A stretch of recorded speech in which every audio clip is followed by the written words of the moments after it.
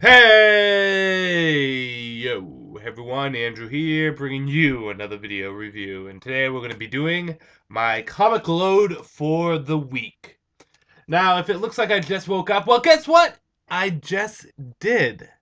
See, because I'm working the weekend, this weekend, I get a flex day. That means I can either go in or leave early, and my boss wanted me to go in early, leave early today. It's No, go in late or leave early. Sorry. So I'm going to go in late today. Instead of going in at 7:30, I'm going in at 12.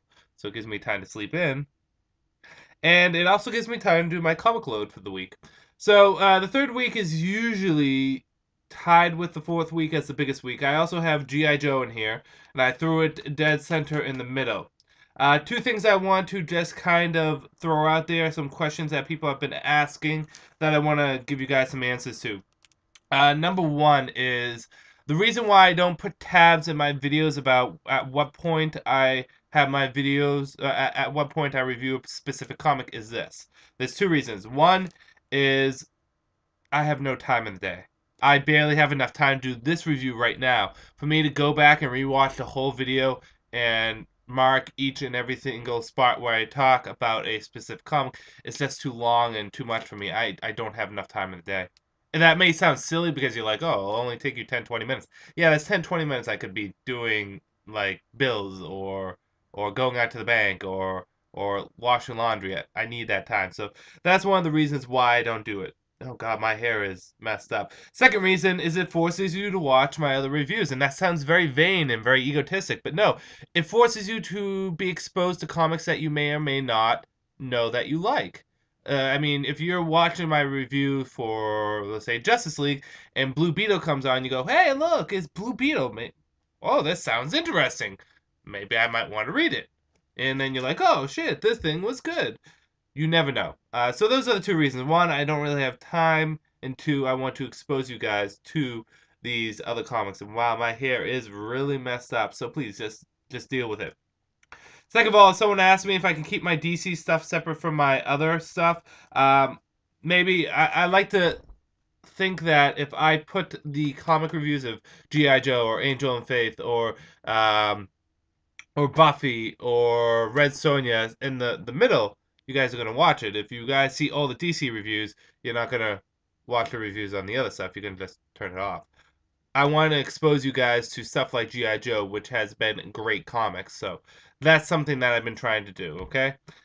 So with that said, let's get into the review.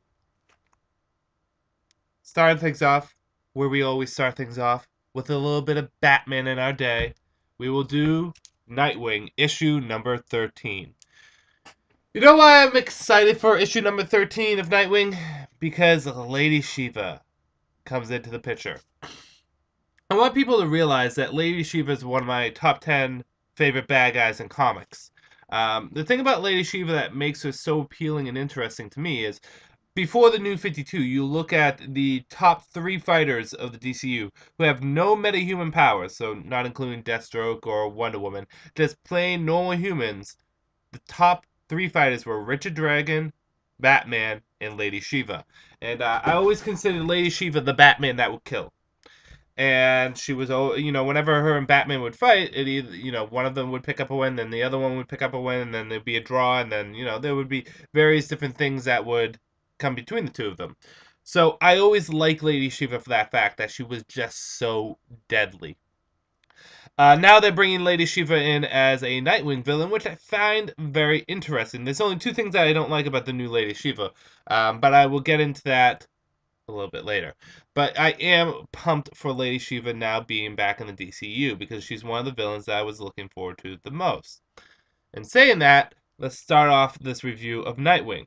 So Nightwing kind of gets the word around town that the Joker is around. And usually with the Joker coming back into Gotham, it spurs criminals to do more devious things. There's a criminal gossip that, oh, Joker's back. Ooh, did he get a perm in his hair? Ooh, let's go rob someone. And Nightwing's all gung-ho to take down these villains, only to find out that none of them are really doing anything. Now, the gangsters and mobsters are typical criminals. It's really quite silent, and it kind of concerns Nightwing. So he goes to a former friend. Not really a friend, but someone that he knows he can get the information from. And he finds out the reason why the gangsters aren't coming out is because Lady Shiva's in town, and they're scared shitless. Lady Shiva in the new 52 has the reputation she should have, in that she's so deadly that you don't even know she has a target until that target is dead. That is Lady Shiva. Plain, flat, and simple. And basically, Nightwing wants to take Lady Shiva down, but he also doesn't want her to get killed because he's for some reason he's afraid that the gangsters are going to take her down. Not going to happen. And he also considers Lady Shiva a greater threat than the Joker right now, and that's why he goes after Lady Shiva. So, with that said, how does the tango between Lady Shiva and Nightwing go down? Who comes out on top? Just gonna have to read and see. Onto the good, the bad, and whether or not you should get it. Good. I really like the aura and the mystique that they give Lady Shiva in here. They really make her seem like a menacing, challenging foe, if not an unstoppable foe. I like all the routes that Nightwing has to go to get the information he does, and it does tie in slightly with the death of the family. In that, it kind of the Joker is out. Nightwing's death of the family story doesn't start until, and I can tell you this now, because God bless DC. This is something they don't usually do, but or comic companies don't usually do. By the way, this is the Catwoman issue, but in the back of it shows you all the issues for the death of the family. Nightwing's death of the family doesn't start until issue number 15, so we're gonna at least have one more issue of Lady Shiva, and then we'll get death of the family. But I like how it does kind of mention it, and it keeps it in the background, always keeps in the back of our mind. I think, Tom DeFalco jumps on here, and I think he had a good voice for Nightwing, and he had kind of a playful, youthful voice for Nightwing, too, without making him sound like a teenager. The art was also good, too. I did like the art. They changed up the art in this. The only bad I can say is I don't like the fact that Lady Shiva is as young as Dick Grayson. Doesn't work in my book. I just pretend that's not the case. And I do not like the redesign of the new costumes, particularly the hair and the blades. It looks kind of silly. But besides that, hey, Lady Shiva's back. I'm not going to complain. So, Nightwing, I'm going to give a 3.7 out of 5. It was a good issue. I think the one thing that also hurts is the fact that we really don't get Lady Shiva till the end. I'm sure issue 14 will be much better. Next is Red Hood and the Outlaws, issue number 13. You know what I like about Red Hood and the Outlaws is it's really just the new Teen Titans. And it is really the new Teen Titans for the DC 52. So basically, Blackfire and Starfire are trying to take on the Blight and the leader of the Blight. For those of you that don't know what I'm talking about, Starfire's homeworld, Tamaran, is basically under the control of this intergalactical space asshole named the Blight. And her sister made the tough decision to sell Starfire into slavery in order to protect their planet. Doesn't work out, the Blight still attacks, Starfire helps out her sister, and basically it is the fight between the Starfire girls and the Blight, with Red Hood and Arsenal kind of just hanging on in the background. Good, bad, whether or not you should get it. Good. I really do like the dynamic of this team, how these dysfunctional people come together and they kind of make a pseudo family. Jason and Roy considers Jason his best friend. Roy and Starfire are in a relationship. Jason's a little bit more stable in this group, probably because it is such an unstable group. I really do like the dynamic of this team. I like how the story wraps up, particularly between Starfire and Blackfire. It's not what you think, and it's good that it's not what you think. It gives us a new twist on a character that's not the same old tune that we hear with certain characters. So I do like how everything wraps up, and we also get to see Starfire at her full potential. It's like seeing a big Kamehameha wave from Goku. Remember when Goku first did his Kamehameha wave and he kind of like toppled all those ships and stuff? Basically that. And I'm talking way back in Dragon Ball when he first learned it from Master Roshi. Anyways, bad. It was fast paced, which was good, but I think it was a little too fast paced, and I think Roy's narrative, although was well done, I think there was too much of Roy's narrative. It took away from some of the dialogue we got with some of the other characters. But putting that aside, I give this also, I give this a 4 point. I give it a 4 out of 5. It's a good issue. I really did like Red Hood and the Outlaws this week. It was fun, and definitely pick it up. Catwoman, issue number 13, part of the Death of the Family prelude. So I want to make sure that you guys understand this is a prologue or prelude to Death of the Family. It's actually not starting the Death of the Family story yet. There are shades of the Joker in this, but it's a completely separate story before we get into the Joker. Basically, there is two stories going on here. One is Catwoman's being followed by someone who's picking up mementos from her past and using them against her. And we all know this is the Joker. She never catches him, but we know it's the Joker. Come on. Come on. The guy's face, literally, his face is on the cover. We know it's the Joker. So we get the Joker kind of chasing Catwoman and using mementos of her past, or we assume it's the Joker, using mementos of her past to kind of screw with her head. In addition to that, the second story is that she has a heist she has to do, and it involves chess. And basically, this guy needs her to steal a very important piece for him. Will Catwoman be able to succeed, or will this mysterious attacker get the best of her during the heist? And of course, will something go wrong? Probably. Despite being the world's greatest thief, Catwoman always seems to botch her job some way, some form, somehow. Good, bad, whether or not you should get it.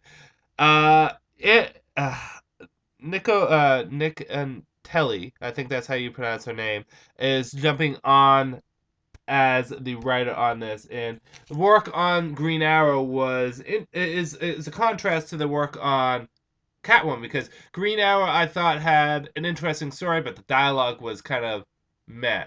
In this, I thought the dialogue was good, but the story wasn't really interesting. I did like my particularly favorite scene was when Catwoman kind of sat down with the guy that she was going to do the job for, and they kind of talk about different things that they're going to do for this job, and it felt very Ocean's 11ish kind of in a way. If that makes sense. Um, so I did kind of like that scene. I thought that was very well done. I thought the art was good, and it did leave off on a good note. I want to just double check, see what you guys got to understand as I read my comics on Tuesday, and I was falling asleep at one point. The art is good, though. I do want to make note of that, as the art is good, and I did like also the scene when she did have the heist. Um, it it left on off on a pretty good note, and the story wasn't bad per se. I don't want you guys to get it. It's just the thing about the story is I didn't really know what she was stealing. I mean, I kind of knew what she was stealing. Maybe it was the fact that I was a little tired, but it's like a big giant chess piece. But is it just is weird, or is it something inside the chess piece? Just gonna have to read and see. On a whole, I give this a 3 out of 5. It was actually a pretty decent issue of Catwoman. We haven't really been getting a good issue of Catwoman. I mean, the Zero issue really wasn't that good. I didn't really care for it. This is at least better. We're taking steps. We're taking strides in the right direction. Maybe I'm being a little harsh because it's Catwoman. I like her so much. Maybe I'm being even a little bit more harsh because Judd Winnick handled her to a certain degree. But on a whole, not bad issue. Last Bat book of the day would be Birds of Prey issue number 13. It is basically, as it says, the Clash of the Dagger. Or of Daggers. What's in a word? The story is centered around the Birds of Prey basically recovering from their ordeal with Poison Ivy. And Katana kind of goes off for what reason we don't know, and eventually gets ambushed by this group right here, which I believe is called the Clan of the Daggers. Their name has something with dagger in it. Let me just double check on that. But they basically go in and they take Katana's katana, the Soul Drinker. The Dagger Clan. There we go. So anyways, they take her sword, and if anyone knows anything about Katana, and if you don't know anything about Katana, you're going to learn a lot about her because she's going to be joining the JLA. Katana's sword actually houses the soul of her husband. In addition to that, it also houses the soul of anyone she kills with it, which is an interesting concept because she can talk to those souls. Everyone thinks she's crazy, but she can talk to those souls. This is something that's sent back all the way to Batman the Outsiders back in 1980 something. 80 something. So yeah, she wants her sword back. Everyone's like, listen, we need to still recover from Poison Ivy putting like these drugs in us. We need to recover. And she's like, screw that. Screw you guys. I'm going after it. So basically, the birds have to work together on what very little energy they have to take care of this clan of the daggers and get this, the soul taker back, the katana back for Katana. Will they be able to do it? And what lengths are one of the birds of prey willing to go to get that information? And no, it's not Katana. It's someone else. Ooh, you're just going to have to read and see. Good, bad, whether or not you should get it. Good. This comic is awesome.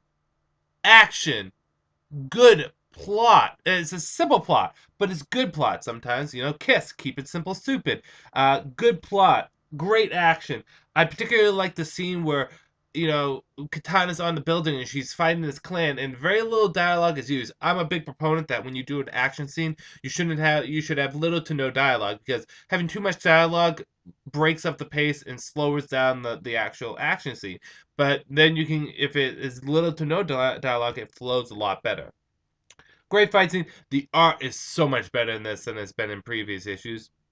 And I'm not talking about issue 0. I'm talking about the Poison Ivy issue stuff. So much better. And really, the team working together is great. The only bad I can think about in this issue is that Batgirl's costume is her 0-issue costume. Now, I don't know if she alternates between this. If this is going to be her Birds of Prey costume. It just kind of threw me off. Besides that, 4.5 out of 5. Birds of Prey is really kind of one of those comics that you go, eh. But no, this is really a fun comic. It gets overshadowed a lot by all the other Batman stuff in the Batman universe, but it's a good comic. Um, I wonder if Katana's going to stay on the team once she goes to JLA. We'll see. The only thing I can say that I'm a little upset about is they're not getting tied into Death of the Family. But hey, you win some, you lose some. But really, it did surprise me, and yes, 4.5 out of 5. It deserves it. Moving on to Sword of Sorcery. And the Sword of Sorcery. I've been saying Sword and Sorcery. Sword of Sorcery featuring Amethyst and the backup Beowulf, which we'll focus on Amethyst. Basically, in this issue, the first issue of Sword of Sorcery, even though we had the issue 0s, Amethyst, or we just call her Amy, let's call her Amy because that's what she's called in this, is now in Gemworld, and we learn a lot about Gemworld in here, that there is political unbalance in Gemworld, that there's various different houses in Gemworld that represent a particular jewel or gem, like the House of Amethyst. We also learn the House of Diamonds, and there was another house that I completely forget what it was, but it's like an orange stone, whatever. Anyways, we find that there's very different houses, and the houses are aligned to certain families. The Amethyst house, which is controlled by Amy's aunt, who is a little in the head, is the most powerful house. And the Diamond house is willing to go with any house that is more powerful. It's almost kind of Game of Thrones-ish in a way. Kind of. And Amy is just freaking out. She's like, where the hell am I? What's going on? Why does that guy not have a head? Why is that girl naked? Is that a dragon in the air? Holy shit, is that a Super Nintendo for only $10? She's just freaking out because so much stuff is hitting her, and she's acting naturally. And she gets into a fight and she kills someone, and how she acts is very natural for what the situation she's put in. And that's the basic story, is her trying to make sense of this gem world, and her mother basically saying, listen, we're on the run. We got to get our forces together and take care of my sister, because my sister is losing her mind. So on to the good, the bad, and whether or not you should get it. Good. I really do like the art in this. The art in this is just, it stands out and it really does display various different motions and various different feelings with the characters. In addition to that, I really do like how they set up all these different families depending on the stones, like the House of Diamonds, the House of Amethyst, so on and so forth. I'm sure there's a House of Sapphire, Ruby, and so on and so forth, and how they have their own political views and their alliances within this comic. The action was pretty good in this, and it left off on a good note. Bad, none. This was a really fun issue. Amethyst, or I guess Sword of Sorcery issue number 1. Although it didn't wow me, it really did do. I mean, it did wow me. Although it did wow me, I'm not going to give it a 5 out of 5. I'm going to give it a 4.5 out of 5. This was a great issue.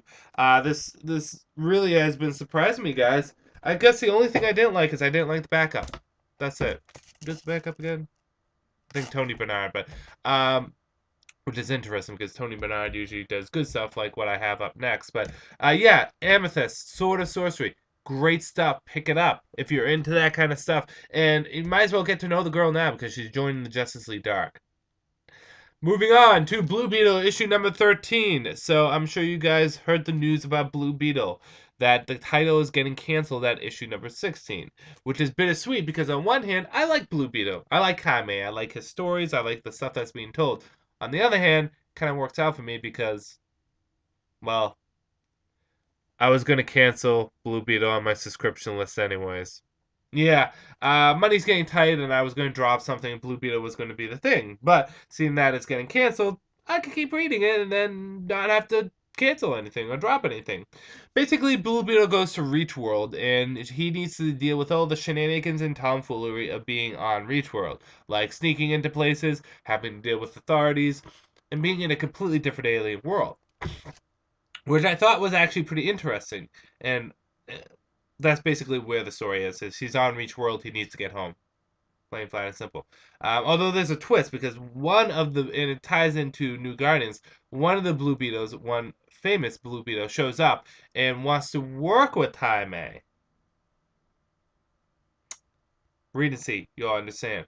Good, bad, whether or not you should get it. Good, I like how Tony Bernard paints this world as very alien, to the point that they actually communicate through pheromones rather than just verbal dialogue, which I thought was interesting. The twist with the Blue Beetle trying to help out Jaime, I thought worked out very well, especially how it tied into New Guardians.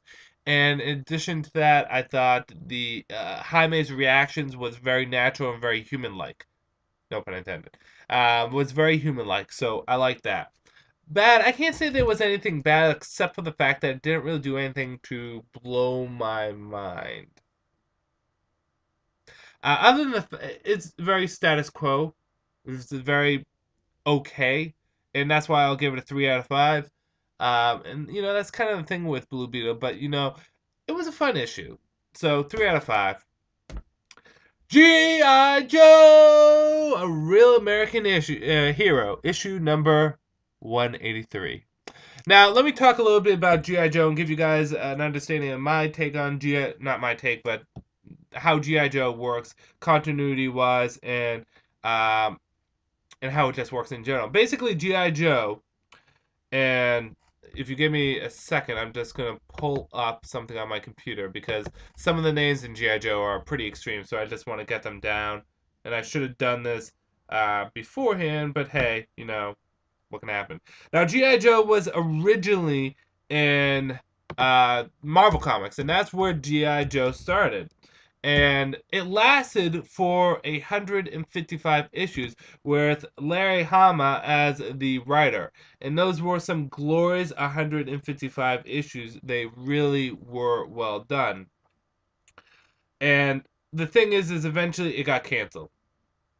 Stuff happens, it got canceled. And for a while, G.I. Joe kind of went into what I call comic limbo. It would jump along from company to company. So it would go to like Devil Deuce, it would go to Image, I think, for a bit.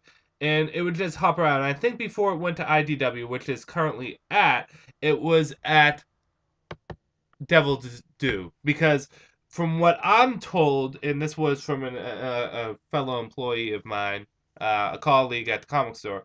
And again, I could be wrong on that.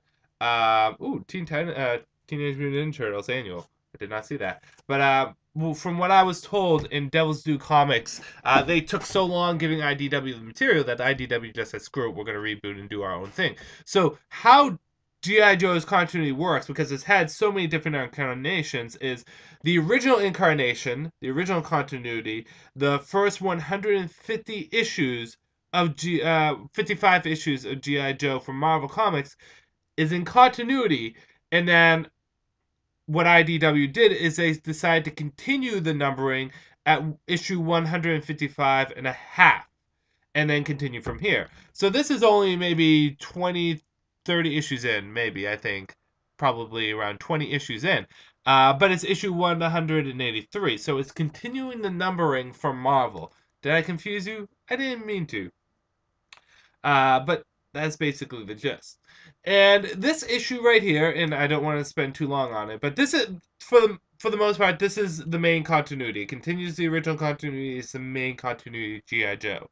There's two other G.I. Joe IDW series. They're separate. G.I. Joe, Real American Hero. That is the main continuity.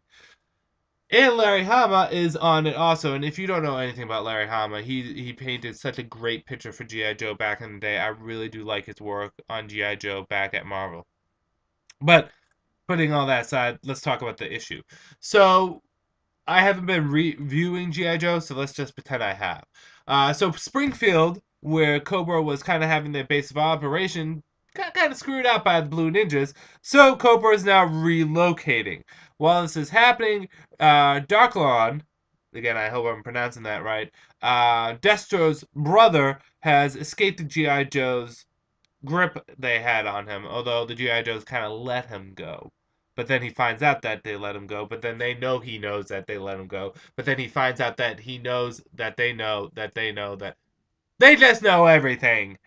Anyways, he returns back at home, and in addition to that, Zartan's sister is trying to bring herself back into the fold with Cobra.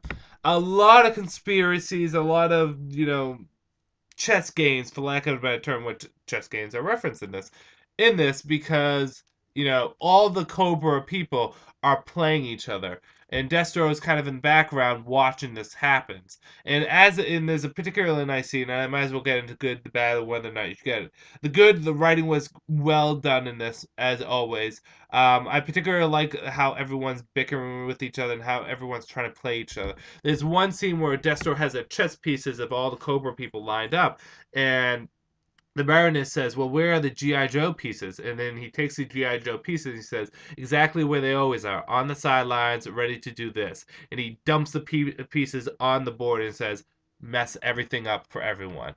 They're total chaos. So I really did like that. Bad, none. Another good I liked is I liked how Billy was honored by Storm Shadow in this. On a whole, whether or not you should get it, yeah, this is a 4 out of 5. Well done issue. Enjoyed it. Moving on to Supergirl, issue number 13. We're getting there. We have 4 more issues after this. So, basically, it's Supergirl versus Mr. Tycho in her little undersea base, for lack of a better term. While this is happening, she gets a little bit more revelations about her past. Mr. Tycho kind of has a fight with her. And what makes this so interesting is Supergirl powers are basically drained because remember, Supergirl's physiology is different from Superman. In addition to all the standard power she has, she can absorb sunlight and then disperse it into a burst of energy. She did that before she went into this base, so she's actually depowered a bit. So Mr. Tycho actually has the edge. And how Supergirl deals with Tycho is innovative, to say the least. Good, bad, whether or not you should get it. One thing I want to say is the art in this was beautiful. Really great Supergirl art. This person should stay on as the artist for Supergirl. So I really did like that. The dialogue between the two of them was handled very nicely, and I also liked how Supergirl resolved things. Bad, not really. It leads into the Hell on Earth story arc. It's a little vague with this cliffhanger, but besides that, 4.5. Screw it. 5 out of 5. This was a really good issue.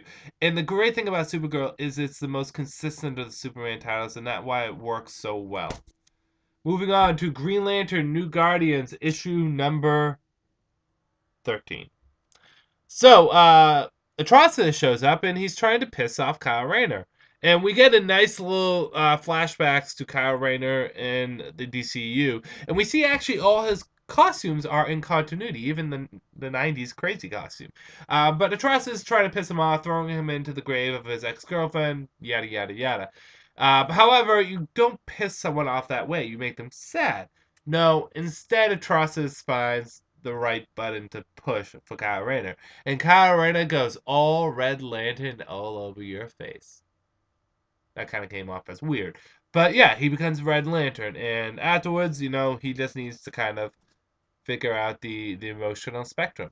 Don't want to give too much away. This does tie into the Third Army slightly, as it kind of does. The Third Army shows up very much like Green Lantern Corps. Third Army shows up at the end and takes over people because that's what they do. Good, bad, whether or not you should get it. Good is I really like how Atrocitus makes Kyle Rayner go Red Lantern. I thought it was handled very nicely. In addition to that, I liked Star Sapphire and her motives in this. Kyle even calls her out on it, saying, "You know what? Let's just go. I'll go save your boyfriend, and then you don't have to deal with me ever again." And she kind of says, "Well, no, that's not the whole reason why I want to work with you." And he's like, "Yeah, right." And he kind of calls her out on it because Sapphire is the only reason why Carol is really working with him is because she wants him to save Hal. So I did like that. And on the whole, the dialogue was very good. Bad as they switch artists halfway through it, which pissed me off. I hate that. I hate it when that happens. And I think the Third Army was underutilized again. On the whole, I really did like reading New Guardians this issue, but I wouldn't say it's anything special. I also don't like Kyle Rayner's Red Lantern costume. 3.5 out of 5. Decent issue. Nothing to write home for, but it was fun.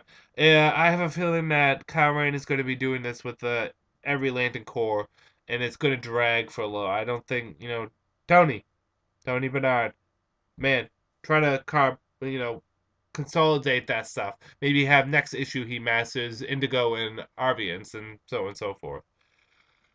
Okay, on to Justice League stuff, including DC Universe Presents Black Lightning and Blue Devil. Now, I'm particularly excited about this because I'm a huge fan of Black Lightning. I like Black Lightning. He was probably my favorite outsider. I liked his costume, I liked his MO, and I liked how he worked in the DC Universe. And, Blue Devil is pretty cool, and the redesign of him is kind of cool, too. With his pitchfork. Not really a trident, it's more of a pitchfork than anything. Anyways, basically this crime, and I forget what city. I think it's not New York. I think it's San Francisco. I forget.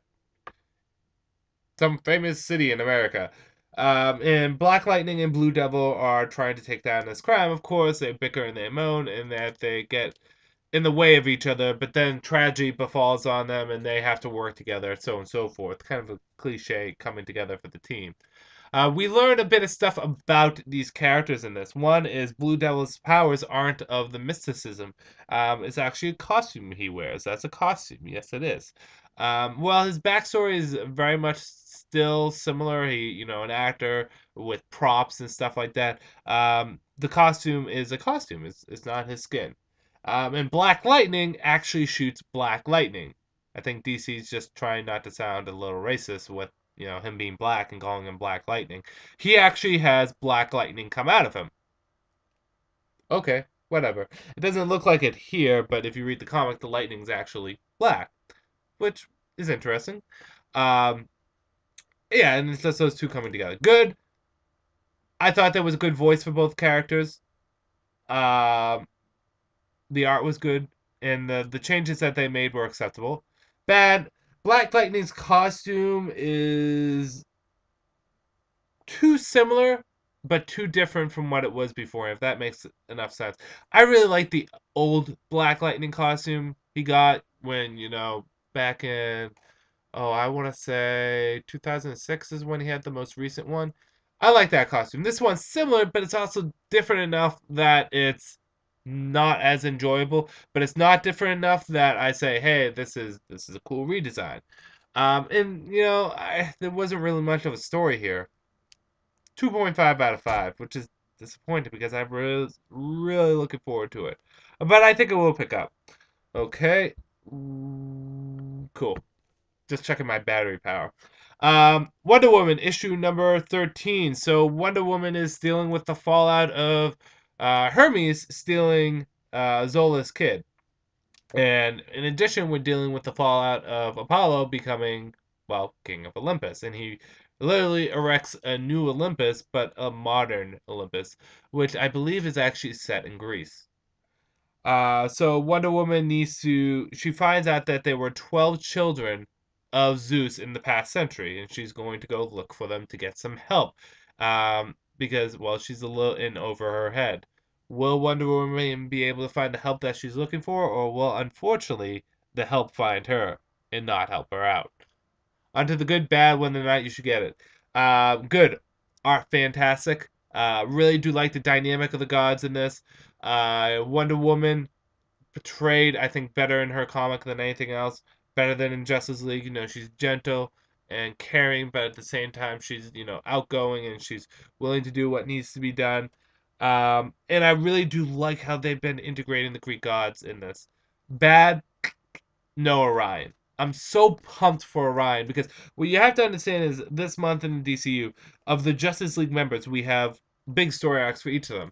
Flash, we have the Rogue Wars. I'm calling it that. It has no official name, but it's really the Gorilla City invades and the Rogues team up with Flash. Green Lantern has the Third Army. Superman has Hell on Earth. Aquaman and Justice League have the Throne of Atlantis. Batman has the Court of Owls, not the Court of Owls, Death of the Family, and Wonder Woman has the fight with Orion. So I would have at least liked to see a little tease of Orion, but besides that, 5 out of 5. What do you expect? It's Wonder Woman. It's great stuff. And finally, we are going to do Justice League issue number 13. So this picks up exactly where we left off with Justice League, with a kiss. Yes, we find the fallout between the kiss between Wonder Woman and Superman, which is more awkward than anything. They like each other, but they don't really want to say it. But they smile and stuff at each other. You get to see a little bit more bickering of Aquaman and Batman on who needs to be the leader, and most importantly, we see the cheetah in this. We get a backstory for the cheetah, and I think it's actually a very well handled backstory, and a fight between her and Wonder Woman and the Justice League and the cheetah. We got a new twist on the cheetah in this too. Will the Justice League be enough to take out the cheetah, or will she have some new tricks up her sleeve that could take even Superman down? On to the good, the bad, and whether or not you should get it. Good. Cyborg, I thought had he got Cyborg since issue number 6 or 7 really hasn't been getting too much of his share of the comic. I love Cyborg. He's one of my favorite characters of all time. I want to see more of him, and I like the fact that this issue gives us more of Cyborg. I also liked to see that we have a new liaison for the Justice League. Who is that liaison? Just gonna have to wait and see. I don't want to give it away. The dialogue, for the most part, was handled very nicely here, and I really do like the reinterpretation of the cheetah. Bad. I know that this eventually ties into the Third Army, but it feels like kind of like just a transition story. In saying that, I mean that's the only real bad is that you get this transition story feeling. And in addition to that, we're missing Green Lantern, and Green Lantern was kind of like helped out. He was part of the Justice League, so I would have liked to, I know the deal with Hal, but still, you get what I'm saying? That's one of my complaints. But besides that, Justice League good issue, 4.5 out of 5. Woo! So 38 minutes, and see, this is why I can't go back and tab all my stuff, because I would have to watch 38 minutes of my things. That is my comic load for the week. The reason why it was so long is because I have so many. Which comic will be my Andrew Carter pick of the week? You're just going to have to wait and see. I'm going to end this review here. This is Andrew saying, peace out for now.